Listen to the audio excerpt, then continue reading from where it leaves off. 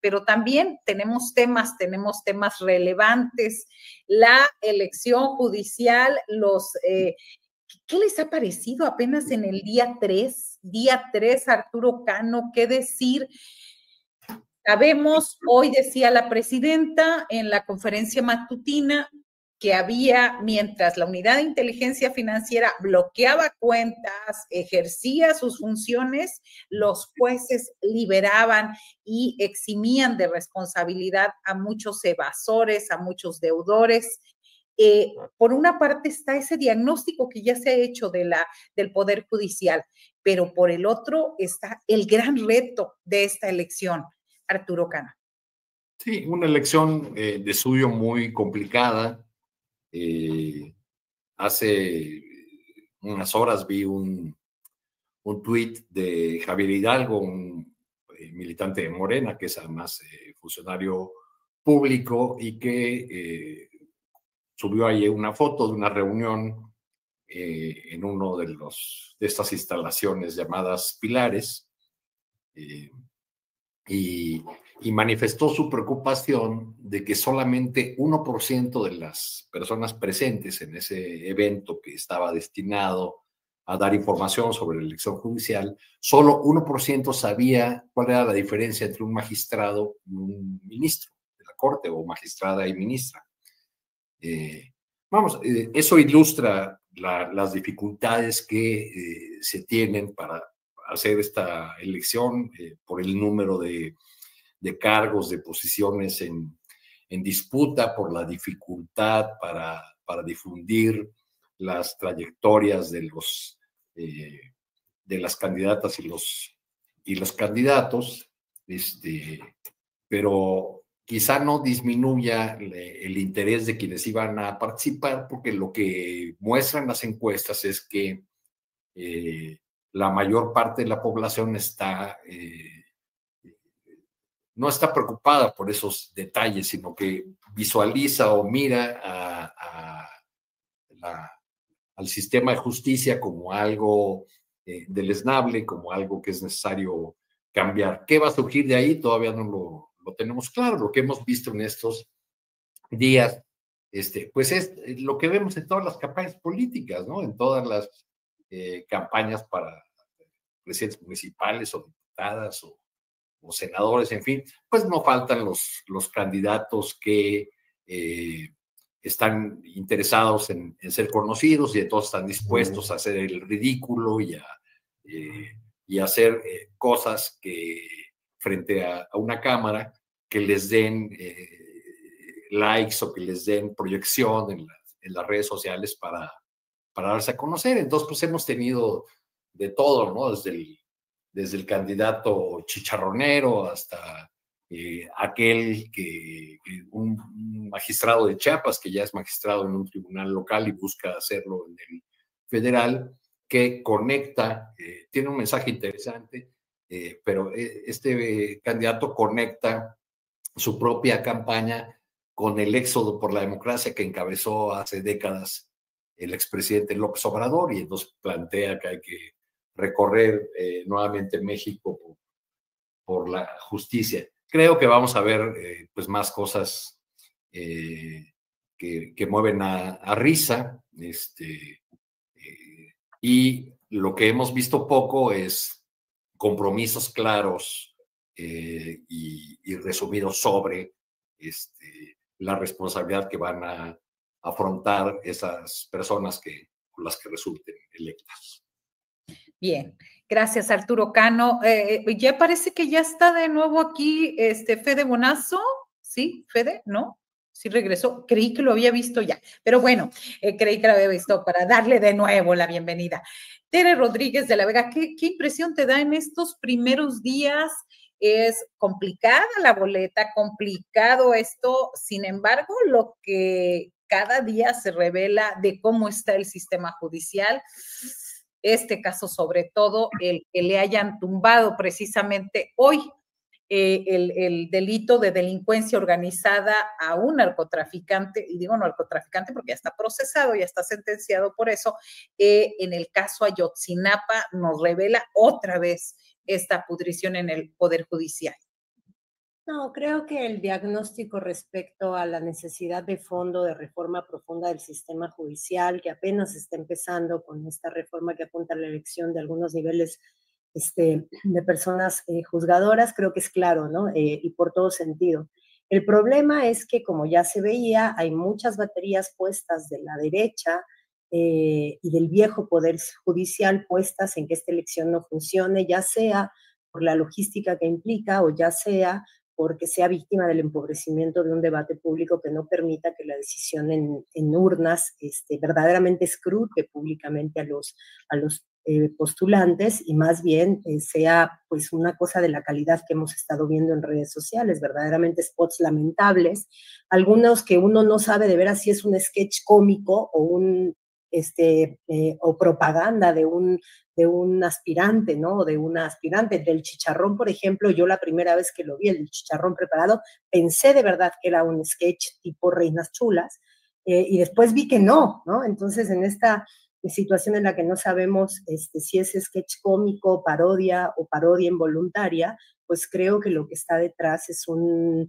empobrecimiento del debate que no abona a que esta primera elección apunte a donde tiene que apuntar, que es que el escrutinio público vía las urnas garantice que quien llegue a los escaños de la toma de decisiones judiciales vea por el bien de las mayorías y por la justicia y el cuidado de la normativa en México, ¿no? Entonces, si la elección no garantiza que se resuelva porque no se generen los mecanismos de formación política y no garantice, por lo tanto, que se resuelva el problema de que los perfiles de quienes están ahí no son perfiles de quienes están cuidando el interés público, sino que están cuidando o a grupos de interés con impunidad o bien a los grandes poderes fácticos, ¿no? Yo creo que el tiempo de campaña siempre empobrece el debate público, siempre, siempre, siempre.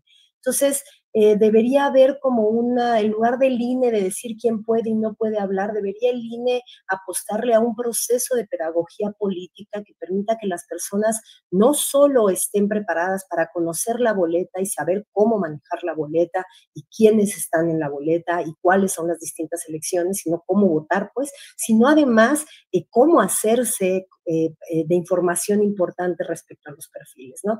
Me preocupa el clima de empobrecimiento del debate con el que arrancaron las campañas, porque no apunta a que el escrutinio público a través de las urnas garantice que los problemas gravísimos que aquejan el sistema de impartición de justicia se vayan a resolver. Gracias, Tere Rodríguez de la Vega. Ahora sí, Federico Bonazo, a ver. Con miedo, hola. Ya, ahora sí, se oía como una batería o algo. Una percusión detrás de... Así. Sí. Entonces aparecías y empezaba uno a empezar a bailar. El viejo espíritu musical diciéndole al analista que por favor vuelva a sus orígenes. Claro, sobre todo eso. Disfrutable la música, pero también el análisis aquí con la mesa. Dicen, alguien comentó por aquí, bienvenidos todos a la mesa bella acá.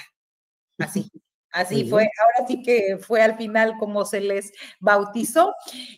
Federico Bonazo, tus impresiones acerca de esta esta elección judicial, este tercer día, y sobre todo los retos de las personas. Ya tenemos ahí el magistrado Chicharrón, tenemos a Dora la, ¿cómo se llama? Transformadora. La otra muy polémica, una aspirante también allá de Chihuahua, que bueno, ya ha habido de todo, acusaciones de misoginia y demás por su imagen promocionándose. ¿Qué más veremos? Pero sobre todo, ¿en qué nos debemos de fijar a las y los ciudadanos? Veremos de todo. No quiero calificarlo para que la opinión no se vea demasiado crítica, qué sé yo. Creo que la clave está en lo que alcancé a escuchar del último de Tere, no escuché a Arturo, y añadiría yo una cualidad, ¿no?, a la pregunta, que sería, ¿vamos a tener un poder judicial más independiente? Toda esta maniobra, la nueva ley judicial, cuya reforma inicial desató semejante debate que hoy está de nuevo sobre la mesa. Estamos repitiendo aspectos de aquel debate que ya tuvimos como sociedad y es lógico que lo repitamos y no está nada mal, pero las grandes preguntas es, ¿va a ser un mejor poder judicial? ¿Va a ser un poder judicial que no responda a otros grupos de interés? Porque si salir a conseguir el voto significa reunirse con gremios, con sindicatos, como estamos viendo, significa apelar a aquellos espacios de poder que puedan aglutinar una movilización suficiente como para romper lo que se intuye, se anticipa como una baja participación ciudadana por diferentes razones que se pueden analizar también. Alguna de ellas es lo complicado del hecho electoral mismo, cómo elegir. Pero más allá de eso, se anuncia por diversas razones, se anticipa que no va a ser una elección muy numerosa, que si superara el 17, el 20% del padrón, se consideraría ya exitosa. Entonces, ¿quiénes van? A ver, se nos fue ahora ahí. Fede, te vamos a recuperar en unos momentitos más porque, a ver, lo quitamos de ahí, producción, ya, perfecto, muy bien. ¿Ya volviste? No lo sé. Sí. No es mi día hoy, confesemos que voy a abrir. No has de traer mucha energía por ahí, por esto del día de liberalismo. La liberación. El día de la liberación. Es la maldición de la toga por estar hablando mal de los jueces. Exacto, me están echando. No sé si me interrumpí mucho tiempo, si se fueron segundos, fuera casi ya la conclusión de tu comentario. No, bueno, es decir, a ver, yo creo que si me vuelvo a suspender me retiro para no estar incomodando el programa, que estoy interrumpiendo que fluya en la mesa. A ver, no, hagamos una distinción entre deseo y realidad, propondría yo. Una cosa es desear que esto efectivamente sea un paso donde la ciudadanía en un compromiso cívico se entere de algo muy complicado de enterarse, pero que haga el esfuerzo, que vaya a votar, que participe sobre todo en muchos cargos que serán, todos los cargos son de enorme importancia. Los de los magistrados del Tribunal Electoral, imagínense si no, son los que van a juzgar nuestras elecciones, los de la Suprema Corte son importantísimos, también los del Tribunal de Disciplina Electoral, eso es muy, muy importante porque son los que van a juzgar a los jueces. Es de la mayor importancia ciudadana, política, que la gente vaya. Ojalá que vaya y participe, pero también no podemos negar lo que estábamos comentando antes, una serie, la misma estructura de esta elección hace que muy complicado considerar que las personas juzgadoras que van a ser electas no van a tener que responder a los juegos de la política más elemental y por tanto a veces más sucia, que es decir, seducir sectores que puedan movilizar el voto en su favor y esto va a significar luego pagar esos favores.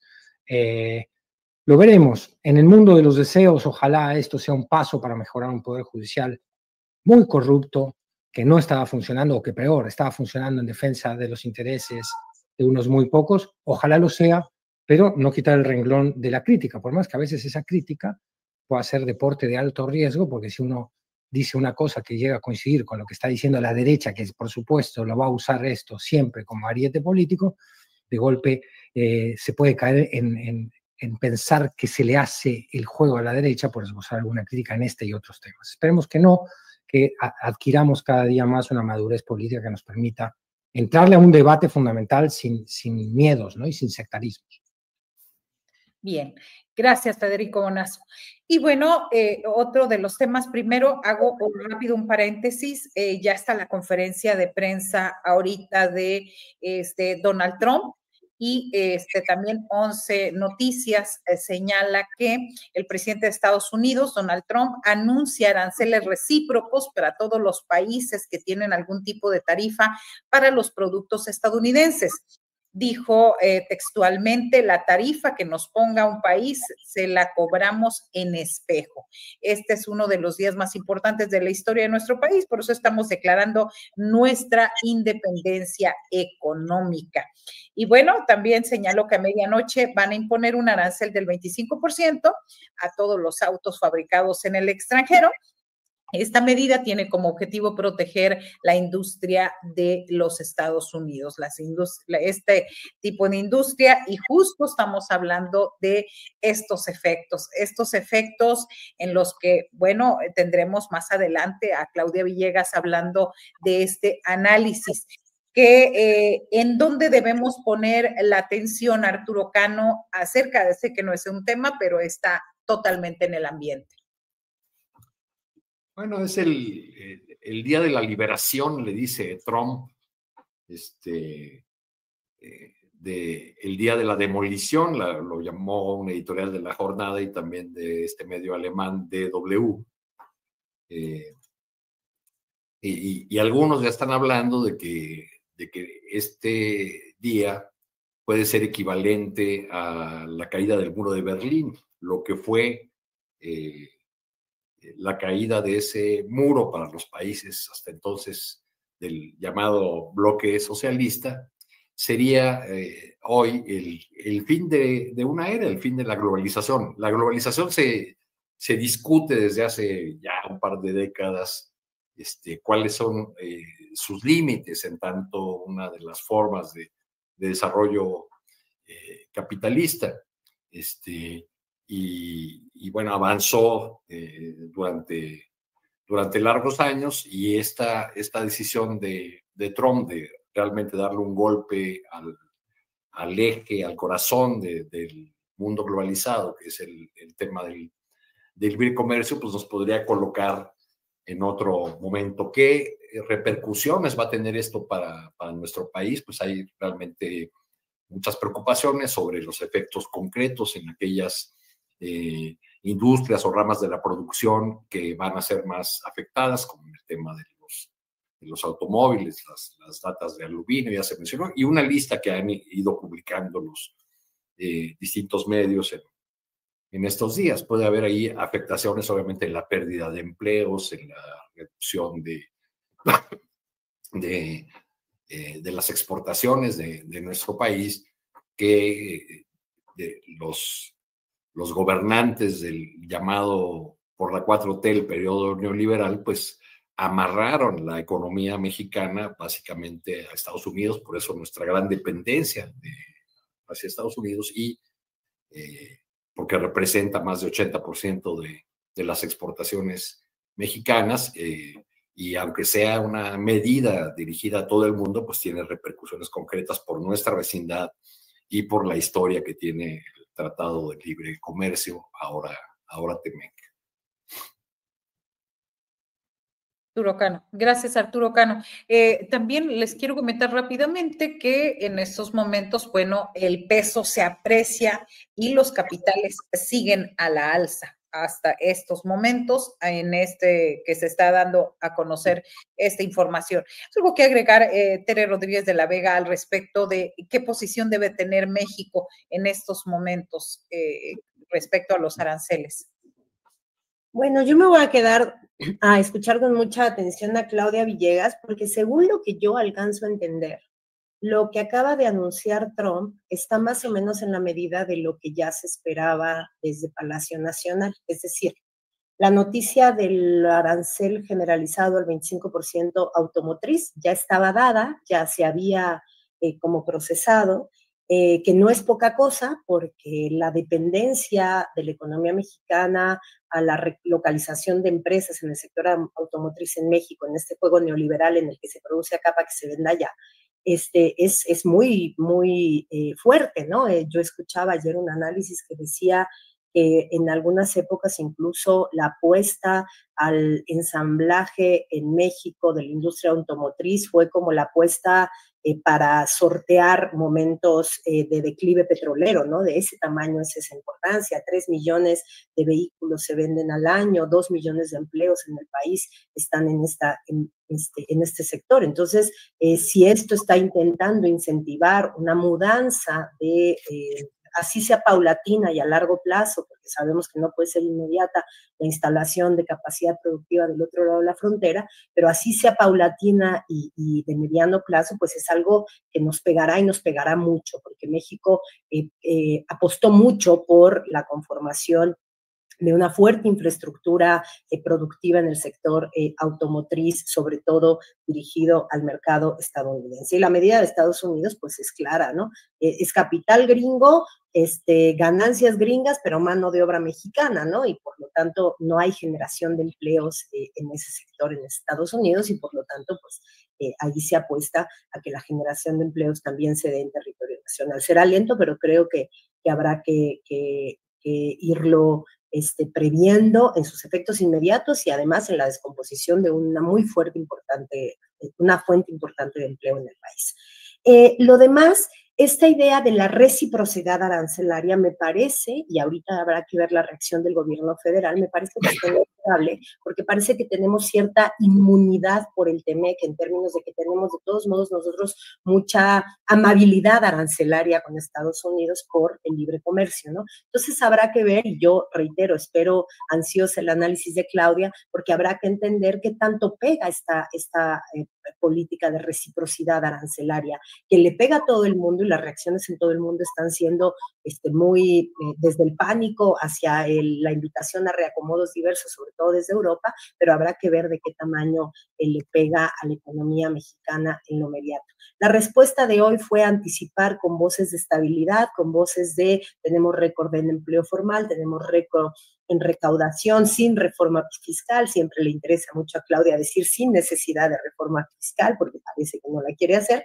Entonces, la estrategia comunicativa por lo menos fue comunicar tranquilidad desde el punto de vista de que la economía mexicana marcha bien, ¿no? Habrá que ver cómo se comportan los mercados y cómo se comporta de cara a este anuncio de Donald Trump, una estrategia como el Plan México que tiene una pata muy fuertemente fincada en la relocalización. Y la relocalización no es compatible con que te pongan aranceles los destinatarios de tu más importante mercado de exportación, ¿no? Pero entonces, bueno, iremos viendo y espero ansiosa al análisis de Claudia. Gracias. Por cierto, pues les pedimos que ahora sí que continúen con nosotros porque a las 3 de la tarde regresa Julio Astillero con nosotros para entrevistar a Claudia Villegas y que nos dé, ahora sí que nos ponga los puntos sobre las IES de este gran tema y es fundamental en la economía de nuestro país. Día de la Liberación, ¿a qué te suena, Fede Bonazo? Día de la Liberación de... O sea, Estados Unidos, donde se dice el mayor demócrata del mundo, casi la democracia parte de ahí, nace y muere y todo sucede ahí. ¿A qué te suena este Día de la Liberación y ahora con el tema de los aranceles? No, a demagogia de la más barata. Lo que sigue impresionando es cómo este tipo de maniobras discursivas todavía tienen eco en muchísima gente, como muchos seguidores de Trump en su país y en el resto del mundo secundan este tipo de fanfarronadas y de eslogans comerciales que poco tienen que ver con la realidad de lo que está sucediendo. O sea, también hay varios expertos en economía que sugieren no, porque esclarecen el asunto de que, dicho por el mismo Trump, para Trump esta es una maniobra recaudatoria. Él ve los aranceles como un proceso recaudatorio con el cual, ojo, vemos ya la mirada también de los oligarcas que lo rodean, o el interés más que la mirada, porque estaría sustituyendo justamente la renta, el impuesto sobre la renta, es decir, el que ataca las ganancias de las personas, y en este caso en un sistema que es un poquito progresivo, aunque no del todo, como es el sistema recaudatorio estadounidense, le quitaría carga fiscal a los grandes millonarios, sustituyéndola con la carga impositiva que se cobra a través de los aranceles. Donde vemos también que los aranceles no es solamente una maniobra de reciprocidad arancelaria, sino que va sobre todo a atacar a aquellos países con los cuales hay un déficit comercial. Es decir, donde Estados Unidos importa más de lo que les exporta. Entonces está lleno de eufemismos, de trampitas, de falsedades, en un discurso, bueno, de un genio de la falsedad y de la posverdad como es Trump, que ha logrado con el manejo magnífico del disparate llegar a la presidencia de los Estados Unidos y en 2 ocasiones.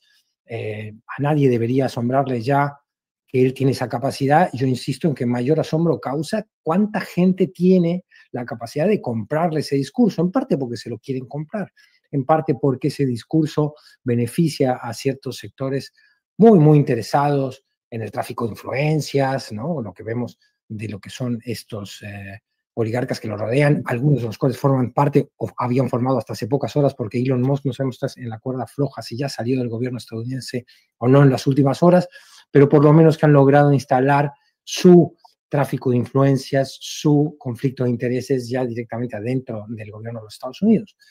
Hay que ver los impactos reales. Por ejemplo, este 25% sobre la industria automotriz significa un 25% cada vez que una de las partes cruza la frontera o se refiere al total, ¿no?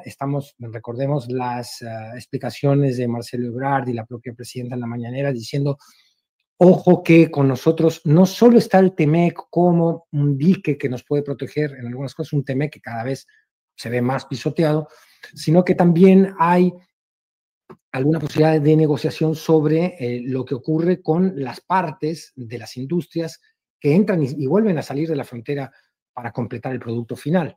Entonces, nos enteraremos de todos estos detalles, por supuesto, al pasar de los días, y nos enteraremos al pasar de los meses de los efectos de esta política, porque sin duda va a pegar en el empleo, sin duda va a pegar en algunas industrias estadounidenses, sin duda va a pegar en la inflación en Estados Unidos, encarecimiento de productos, caída de actividad económica. Se habla ya, también los economistas hablan de una posible recesión producto en Estados Unidos, producto de estas medidas, y habrá que ver en ese coste-beneficio que tanto la agenda de los oligarcas y la agenda superproteccionista y nacionalista de Trump se puede afianzar con el paso del tiempo.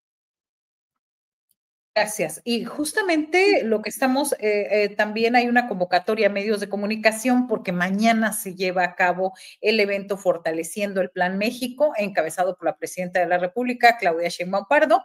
Se realiza mañana jueves 3 de abril en el Museo Nacional de Antropología en la Ciudad de México, pues para dar respuesta puntual a todo, pues estos anuncios arancelarios que está haciendo el gobierno de los Estados Unidos. Y bueno, pasando a otro tema. Ayer, pues por la tarde, estuvo muy movido el tema político, porque pues ahí Miguel Ángel Yunes Márquez dice que desiste de su afiliación a Morena, y Morena por su parte dice pues que él sigue afiliado al Partido Acción Nacional. Entonces ahí en la lista, ahora sí cada quien haga su lista y sus apuestas. ¿Quién debería, digamos, ya ha entrado en gastos, quién debería desafiliarse? ¿Quién debería, por el bien, ahora sí, por el bien de todos, de los de Morena, quién debería irse, Arturo Cano? Bueno, pero si el PAN ya lo había expulsado, ¿no? Sí, pero aparece todavía en el padrón, o sea, según, ahora sí que yo atendiendo los comunicados, dice que todavía aparece en el padrón, porque además en el PAN es muy complicado el ingreso. O sea, tienen que pasar mucho tiempo para que seas aceptado, y parece que también no son tan prácticos al momento de desborrar, dicen los niños de primaria. Bueno, pues ya vemos que no era tan acertada aquella frase del propio Yunes de que se sentía como en casa, ¿verdad? Pero bueno, déjame añadir, por favor, Marta Olivia, nada más una cosilla sobre el tema anterior que estábamos hablando, ¿no? ¿Quiénes van a ser los afectados? Los consumidores estadounidenses. O sea, un automóvil que cuesta $50,000, pues va a costar 12,500 más si se aplica esta tarifa o este arancel de manera directa.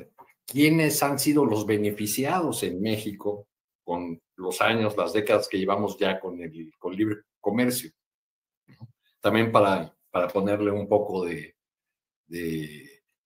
realidad a esa reflexión, porque cuando se habla de que va a afectar a México y van a pasar un montón de cosas malas para la población, como desempleo e inflación, se olvida que en esta maravilla de libre comercio pues hubo muchos ganadores, pero no los trabajadores no estuvieron ahí, ¿no? Estaba revisando esas cifras y me encontré por ahí un estudio que hicieron Graciela Benzuzán y otros investigadores expertos en materia laboral. En el 2022 ellos hacían un cálculo de cuánto habían mejorado los ingresos de los trabajadores de la industria automotriz en México. Pasaron de 1.9 a 2.6 dólares por hora en 25 años. Es decir, que cada año los trabajadores mexicanos de la industria automotriz vieron mejorar sus ingresos en 2.8 centavos.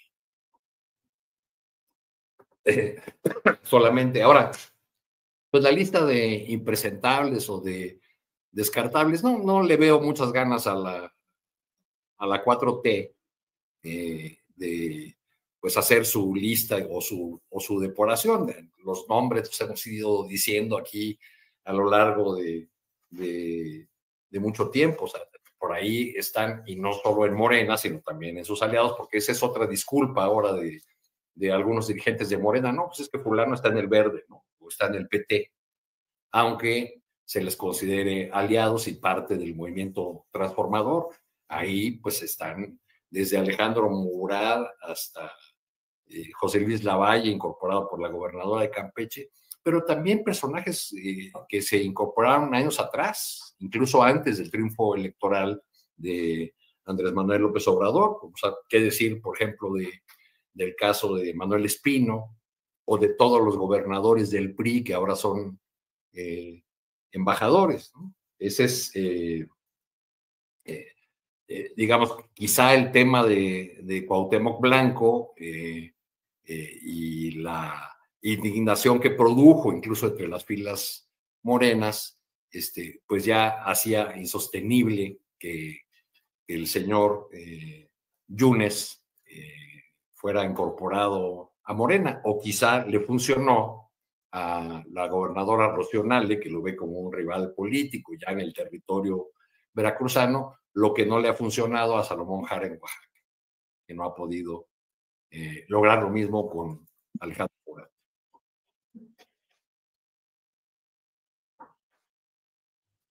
Gracias, Arturo Cano. Justamente, a ver, le acabo de mandar a la producción esta imagen donde que nos hiciste llegar de Movimiento Ciudadano, precisamente con el tema de Cuauhtémoc Blanco. Vamos a verla. Sí, hoy inauguró Movimiento Ciudadano un espectacular. No sé cuántos, si van a poner algo más, me lo pasaron ahí del área de prensa del Movimiento Ciudadano, donde pues si el PRI los trae de blanco, pues ellos también se agarran al PRI, ¿no? Gracias a Morena y PRI. Y dice, de orgullo nacional a vergüenza nacional. De orgullo a vergüenza nacional, dice, no podemos cruzarnos de brazos frente a la impunidad que Morena y el PRI dieron a Cuauhtémoc Blanco. Ahí está este espectacular, quién sabe cuánto, terrible. Y respecto a este tema, Tere Rodríguez de la Vega, ¿quién desafiliar? Bueno, y el tema está, eso y lo de la declaración de Manuel Cavazos Lerma, híjole, da vergüenza luego decir que es de Tamaulipas, ¿no? Pero bueno, toda esta situación que se ha generado al respecto, ¿quién podría ser? ¿Quiénes son tus nominados, Tere Rodríguez? Uno no tiene que avergonzarse por sus conciudadanos, pero imagínate, yo soy toluqueña, viviría así adentro de una bolsa de papel, Marta Olivia, así que ni modo.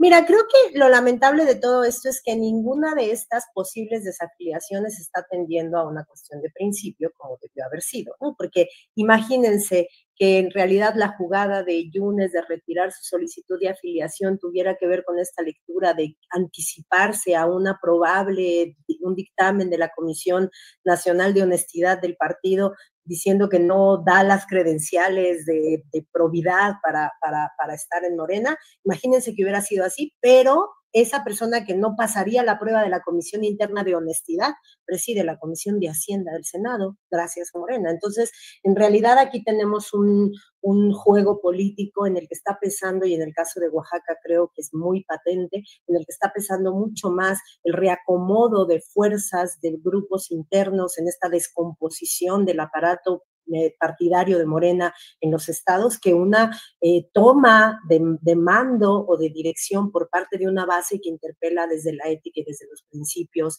a este tipo de personas. ¿no? Entonces, no me anima mucho la posibilidad de afiliación o no, porque el lavado de cara a los Yunes ahí queda, a Murat ahí queda, porque la vergüenza de la forma y contenido del fuero de Cuauhtémoc Blanco ahí queda. Morena hasta ahora no nos ha demostrado que tiene mecanismos pegados a principios ético-políticos de un proyecto progresista de izquierda a favor de los derechos de las mujeres y de las mayorías y anticorrupción, etcétera. No nos ha dado prueba de que tenga mecanismos para limpiar sus propias filas. Sigue pesando el pragmatismo y en el caso de estos movimientos, en realidad un proceso de reajuste interno entre grupos de poder, ya sea en Oaxaca, ya sea en Veracruz, ya sea en el Estado de México. Así que bueno, no me parece que se juegue nada importante en términos de que haya que festejar que Yunes no llegue todavía o no vaya a llegar incluso, porque hay que ver todavía cuáles son todas las cosas que se le ofrecieron por ese voto de la reforma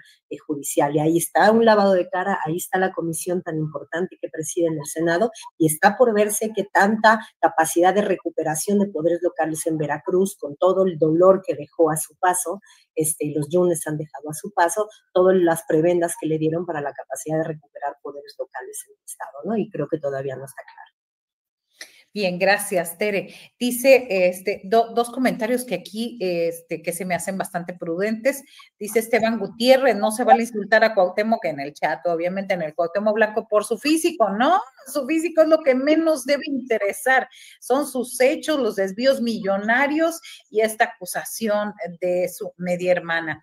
Y Sócrates Abdiel Sánchez dice, ahora que los morenos hagan un espectacular que diga que por culpa de MC, Enrique Alfaro pues anda suelto. Dejen al señor, él quiere ser entrenador deportivo, se está especializando allá pues del otro lado del mundo. Fede Bonazo, tu lista de desafiliados, es un buen precedente, ahora sí que haya sido como haya sido, que la Comisión Nacional de Justicia, de Honor y Justicia de Morena, pues haya revivido en estos momentos y bueno, empiece a leer las cartillas, ¿no? Como haya sido, es importante que no esté. Pero ¿quién es más?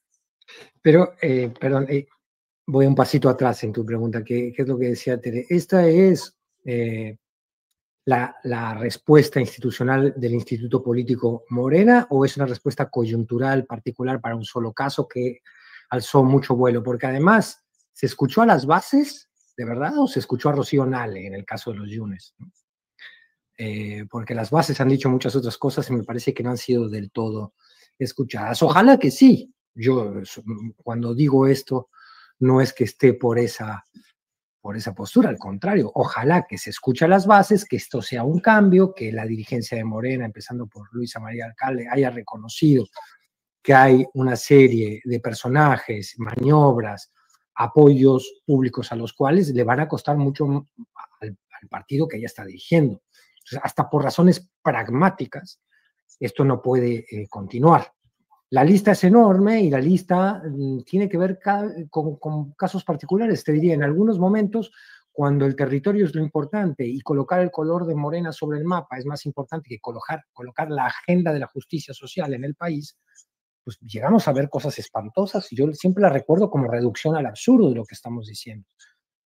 La nominación de Constantino Canter, este represor de indígenas chapanecos que se ufanaba de cazarlos como si fueran ganado, y fue por Morena. Luego se le pide al zapatismo que entienda políticamente. O sea, ¿cómo? No hay que olvidar. Y bueno, la lista es enorme. Yo no sé bien quiénes de esta lista están afiliados al partido. Me preocupa Noroña, que había sacado muy sonriente esa foto con la credencial. ¿Qué hicieron con la credencial? Que le iban a dar a Yunes. El tema de Murat, el tema de Rubier Ávila, Alejandra del Moral. Bueno, es infinita. Espino, que lo citaba ahora Arturo, si no me equivoco. Es una lista infinita sustentada en el dogma del pragmatismo, que es bueno, hay que optar entre inconvenientes, en este momento hay que ganar, y luego ganas y no sabes para qué querías ganar. Porque estos personajes, lo decimos siempre, no pertenecen solo a la periferia del movimiento, sino que están en puestos fundamentales, lo destacaba Tere ahora. Yunes Márquez es el presidente de la Comisión de Hacienda en el Senado. No es que nada más le lavaron la cara, consiguieron el voto necesario, que siempre lo decimos también, paréntesis, ¿cuáles son los límites del pragmatismo político? ¿El cumplimiento de la ley sería uno de ellos? Bueno, si estamos exonerando a presuntos delincuentes a cambio de un voto, ¿eso también se vale en la política actual? Bueno, sí, Maquiavelo estaría feliz, pero otros no. No sé, hasta Maquiavelo yo creo que pues, si viera este tipo de maniobras tendría náuseas él mismo, ¿no? En fin, es la de siempre, ¿no? Es la de siempre y es como que se responde a la magnitud del escándalo mucho antes que a una concepción. Yo no digo caer en un formalismo, una solemnidad, un rigor que no entienda ciertas reglas elementales de la política real, pero sí a reglas claras que las bases del partido y los simpatizantes de la 4T puedan entender, bueno, cuándo sí se puede ingresar a Morena y cuándo no, y que eso aplique parejo para todo el mundo. Lo que estamos viendo es que no, a cada caso se le da un trato diferente, y eso, bueno, va sumando a la impresión de que todas aquellas costumbres políticas que Morena venía a erradicar, que representaba como nueva cultura política, se siguen repitiendo. Y bueno, no hace falta ya hacer un análisis muy causal para saber lo que esta repetición puede costar en el mediano y el largo plazo. Claro, gracias, Fede Bonazo. Miren, les recuerdo que a las 3 de la tarde viene Claudia Villegas aquí a explicarnos a Julio Astillero y a su servidora y a todos lo que está pasando. También hay que señalar que dentro de este anuncio de Trump, que anuncia aranceles recíprocos, que de acuerdo a él son menores a los impuestos por esos países a Estados Unidos, ojo, no se menciona ni a Canadá ni a México. Tampoco se ve en la tabla que acaba de presentar. Así que ahora sí que respiremos tranquilos, pero la mejor interpretación la va a tener nuestra analista económica, Claudia Villegas, pero por lo pronto esto habla pues de una ventaja hasta este momento, y también sobre todo estos que México y Canadá, que son socios de Estados Unidos en el TEMEC, es una buena noticia, sobre todo por las exenciones que se han hecho para los bienes exportados a Estados Unidos bajo el TEMEC. Así que ya ahora sí con toda la información y el detalle puntual con Claudia Villegas, ahorita que terminemos la mesa precisamente.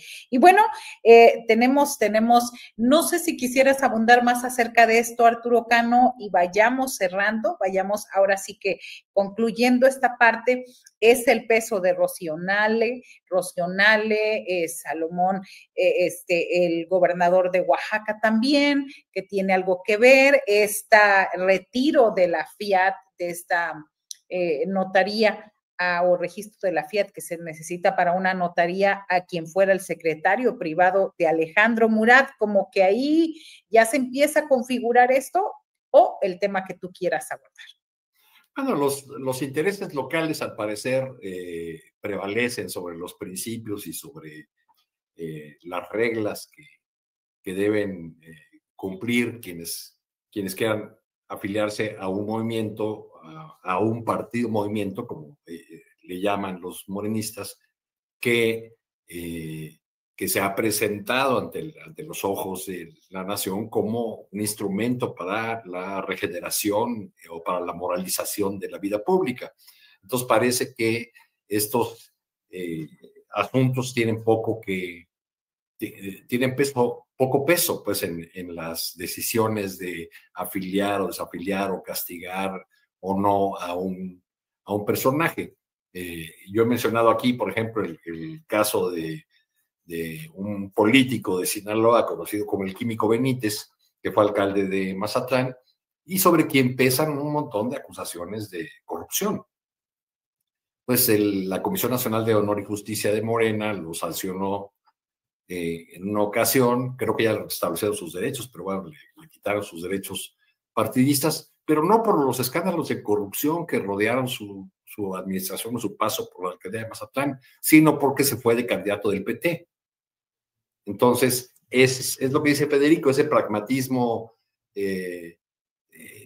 electoral, o como le llamaba Monsiváis, la obsesión electoral como el principal factor que daña a la izquierda, pues sigue ahí presente, prevalece. Gracias, Arturo Cano. Ahora sí, Tere Rodríguez de la Vega, ¿quieres abundar sobre el tema o quieres avanzar en tu postrecito? No, avanzo en mi postrecito para ya no hablar de sus señoros desagradables. Escucho mucho por aquí, por allá, y reitero que me quedo con mucho interés ahorita escuchar a Claudia Villegas, que estamos asistiendo al fin de la globalización neoliberal. Y pues no puede sino sabernos mal el hecho de que no podemos no lamentar el hecho de que no estemos superando esta etapa, rebasándolo por la izquierda, ¿no? Sino que es un reacomodo de las fuerzas de los ricos y de la ganancia y del capital, lo que está moviendo la hipótesis hacia una nueva organización. Ahora, sobre todo dictada por los reacomodos desde el país del norte, ¿no? Y en ese sentido, hoy más que nunca, pues importa revivir las críticas que desde la izquierda se han lanzado a la globalización neoliberal, desde los intereses de los pueblos, no solo como estamos viendo, como los dueños de todo están viendo que la globalización ya no les conviene tanto en algunas cosas, ¿no? Sino aquella interpretación de los 90, los primeros 2000, en donde desde la humanidad, desde los pueblos, nos decíamos antineoliberales y antiglobalización, ¿no? Apostándole a la internacionalización de las mayorías y no la globalización de las riquezas y de las ganancias. Y por eso mi postrecito va de que este 5 de abril se estrena en la Cineteca Nacional, creo que a las 7:30, no me acuerdo bien el horario, pero lo pueden buscar en redes, un documental que se titula El sueño que compartimos, dirigido por Valentina Leduc y producido por Carolina Coppel y otras personas, que intenta retratar estas experiencias de resistencia antineoliberal del otro lado del charco, en ocasión del viaje que hicieron integrantes del ZLN y de las comunidades zapatistas en Chiapas a Europa hace algunos meses, hace algunos años ya.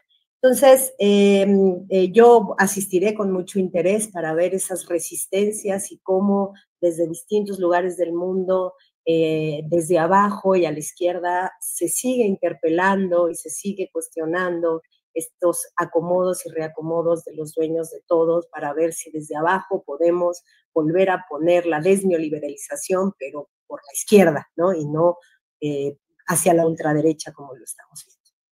Entonces, bueno, este sábado 5 de abril en la Cineteca Nacional, El sueño que compartimos, por si quieren caer. Gracias, gracias. Qué buena recomendación. Ahorita al final les pregunto sobre 1938, pero que no los había visto, ¿verdad? Federico Bonazo, ¿con qué cierras? Estoy viendo las noticias ahí, buscando el postrecito, veo un titular que quiero destacar, ¿no? Que ha muerto en Guadalajara Teresa González Murillo, madre buscadora. Es producto de un balazo que recibió hace unos días, un intento de secuestro al que se resistió. Y este tema, tan manoseado y mal usado y muy mal interpretado por todas las facciones políticas, debería realmente ser prioritario. Es decir, una noticia como esta no debería pasar a la ligera, sepultada por otras que son, por supuesto, relevantes, los aranceles, pero las noticias de este drama de las desapariciones que persigue a la generación que, no a la que sigue, digamos, a los familiares que siguen buscando a sus desaparecidos y que ellos mismos son objetos de la misma violencia, realmente produce una mezcla entre furia, sazón, alarma, que deberíamos convertir en alarma ciudadana, digamos, deberíamos convertir en acción ciudadana y no permitirnos sacar el dedo del renglón de exigir a todas las autoridades, por supuesto que las de más alto rango, primero que a ninguna otra, de que realmente cumplan con su promesa, que el drama del crimen de la desaparición se convierta en prioridad de Estado. Así es, sí, y recuperando parte de lo que dijimos en la información de 1 a 2, pues tras permanecer gravemente herida en un hospital de Guadalajara, en Jalisco, Teresa González Murillo, la buscadora que desde septiembre del 2024 trataba de encontrar a su hermano desaparecido en la capital de ese estado, pues ha muerto la mañana de este miércoles, según ha confirmado el colectivo, colectivo Luz de Esperanza de allá de Jalisco. Así que se une esta noticia relevante y sobre todo que buscar justicia, buscar estas madres buscadoras que se sobreponen al dolor de perder a su esposo, a su hijo, a su hermano, a cualquier familiar y hacen esta situación. Y también, sí. Perdón, es que solo un apunte respecto a esta noticia de la muerte de Teresa. Creo que esto que está sucediendo con el peligro que corren las buscadoras, los colectivos de búsqueda, nos debe poner otra vez el acento en lo irresponsable que es la política de indolencia respecto a estos colectivos, porque esa política de torpeza en esta relación permite que corran el peligro que están corriendo. No basta con decir el Estado mexicano ya no desaparece, porque el Estado mexicano es parcialmente responsable de que las personas buscadoras corran el peligro que corran en este país y que cotidianamente nos encontremos con este tipo de noticias absolutamente indignantes y dolorosas. Bueno, gracias. Ahora sí que un postrecito no tan agradable esto. Pero necesario ponerlo en la mesa y necesario hablarlo. Arturo Cano, tenemos ahí un video, perdón, volver a ponerlo. ¿Dónde lo grabaste, Arturo? A ver si la producción nos puede... Muy bueno, sí. Bella Chao, a ver, vamos a ponerlo, que está muy breve.